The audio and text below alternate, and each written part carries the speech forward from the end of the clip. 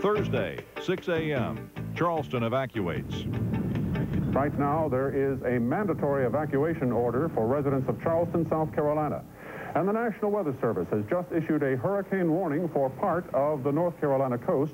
Landfall for Hurricane Hugo will probably be sometime after midnight. That'll be high tide, and it couldn't come at a worse time, a hurricane coming to shore at high tide. Right now, we're about an hour from high tide here at Myrtle Beach, and you can see even now how close the water is to the buildings along the coast. At this particular hotel, the owners say, with Hugo coming ashore at high tide, they expect water up to the second floor rooms in this high-rise hotel. So obviously folks are taking very seriously the mandatory evacuation order by Governor Carol Campbell that's been in effect since 8 o'clock this morning. All morning long, traffic has also been streaming out of Charleston, another city that is expected to catch much of the fury of this hurricane. They were heeding the advice of this sign and a mandatory evacuation order. It is imperative that all residents of Charleston County, especially those living in beach areas, low-lying areas, barrier islands, property adjacent to tidal creeks, and all mobile home residents in the county leave as soon as possible.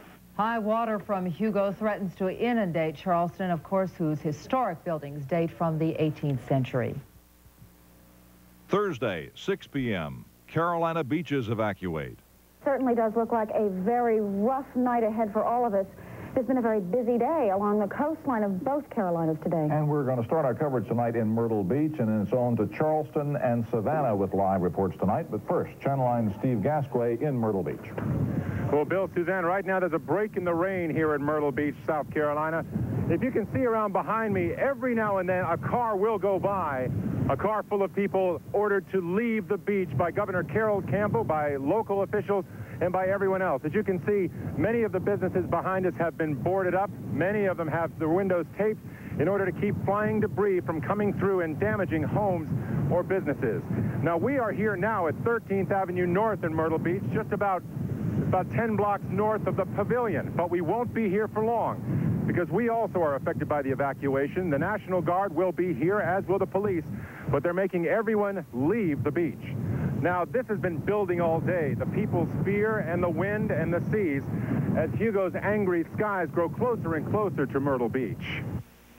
As the seas off Myrtle Beach grew angrier, public safety officials knocked on every door between the beach and Highway 17, ordering residents to get out. We have mandatory evacuation from Highway 17 to Ocean Boulevard. Nearly everyone along the coast took their advice literally. Houses were boarded up. The beach was deserted. It appeared almost everyone was leaving. That is, almost everyone. I'm not going to leave because I stayed at every hurricane that came by here and haven't done nothing yet. They say it's big. Big? They say it's bad. Bad? I'm ruthless. But then, late this afternoon, rain started coming down in sheets, almost horizontally. Stoplights tossed in the wind, and the seas grew angrier. Now, all up and down the Grand Strand, it's possible that no structure is more threatened by this storm than this pier, which extends about 300 feet out into the ocean. You can see the waves pushing up through the planks of the pier. And over here, at the end of it, is the Lighthouse Restaurant, which is just held up on stilts right above where the water is. And amazingly, at this time, people are still up in that restaurant. Why did you wait so long before you left? Had to unload this building. Well, it was full of equipment? Full of arcade equipment and supplies and what have you. But you're going now. I'm on my way. And it appears Hugo is on his way here, too. We'll be keeping an eye on this pier to see if it lasts through the hurricane. Right now, we're the only ones that's allowed to be up here. That's it. There's nobody else. In fact, Gary Johnson told us, you better take one last walk on this creaky old fishing pier while you still can. I tell you what, seas are mighty rough, too. And this is just the beginning of it, so I don't know. Show us that piling. All right. The pier lost a mooring to the waves this afternoon. This sign shows why. The pier itself is only 6 feet above sea level, facing a storm surge of at least 11 feet. And it was about right up here between the last railing and the next to the last seat that this happened. That's why the town's ordering a mandatory evacuation now. All in favor, say aye. Aye. All opposed, no. not just everybody off. Where are you headed to, sir? But also nobody back on. Okay, curfew at 7 o'clock. Be off the beach by 7. En route for evacuation.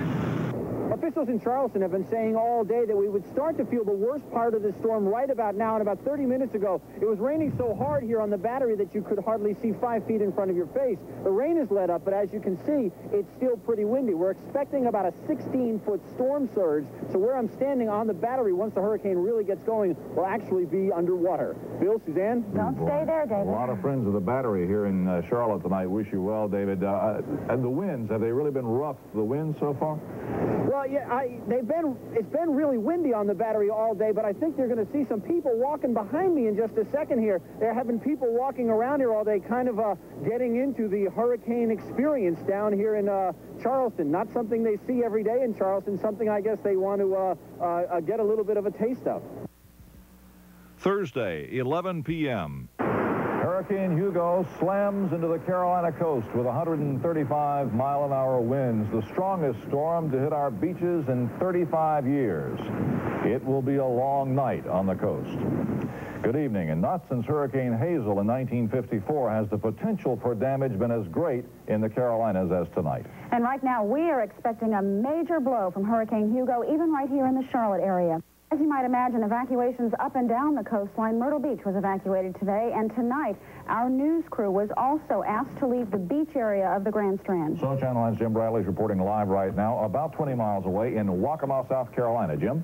Bill and Suzanne, it is getting very eerie here right now. Over the last half hour or so, the winds have really begun to whip up, and right behind me, in fact, I can count 1, 2, 3, 3 trees that have gone down within the last half hour. There are more around the hotel near where we're staying, and you can find big chunks of debris like this all over the place here. Again, it's getting very eerie. Now, we are only about 4 or 5 miles, actually, from the beach. This is where the evacuation limit is. You have to be at least this far away, and if this damage is this bad here, you can imagine what it's like right on the beach, or actually, perhaps you can't. Channel 9's Steve Gasquet shows us exactly what it's been like. It was only Hugo's leading edge, but still, it hit Myrtle Beach like a sledgehammer tonight. Slashing rain, heavy winds, and surf with waves up to 8 feet tall. As the evening wore on, the conditions here on the beach got very dangerous. It's hard to tell what's stinging you more, the driving rain or the sand, which is coming up in billowing clouds almost to shoulder level. And with the ripping winds came Hugo's first destruction. Down came the sign from the yachtsman. On Ocean Boulevard, I was traveling south, and the signs were blowing off the buildings, hitting the trucks. Next, Hugo tore down the sign at the Pier Arcade, then at the Catalina, then at the Neptune, and on and on. And as we left Myrtle Beach, we saw flashes of light in the sky. Folks, this was not lightning. These are power transformers blowing up. In Myrtle Beach, Steve Gasquet, Channel 9 Eyewitness News. Now, this is one of the gusts we're in the middle of right here that we've been seeing all night long. You know, they come up and down, and occasionally you think that it's about here, then things will calm down. How bad was it right on the beach? This is what is left. I don't know if you can really tell. This is what is left of a pair of pants that our photographer, John Belkey, was wearing. He didn't rip them off. The wind literally blew them off of his body. It is very, very bad the closer you get to the beach. And Channel 9's Jeff Sonia has spent most of the night in the Wrightsville Beach area, and he is joining us live there now. You know, Bill, Suzanne, as bad as the weather is right now here in Wrightsville Beach, it is hard to believe that it's any worse farther south down the coast. We're about 50 yards off the surf. Back in that black hole behind us, the waves are cresting much higher now. Before, they were about halfway up the pilings on the old Wrightsville Beach pier. Now the waves are cresting over the top of the pier itself.